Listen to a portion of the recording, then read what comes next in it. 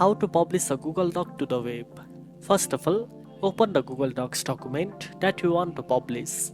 Now, click on the File menu at the top left corner. From the drop-down options, scroll down and select Share, and then click on Publish to Web. A new window will pop up with two options, Link and Embed. If you want to share the document as a simple web page, choose the Link tab. If you want to embed it into a website or blog, switch to the Embed tab. After that, click the Publish button. A confirmation prompt will appear.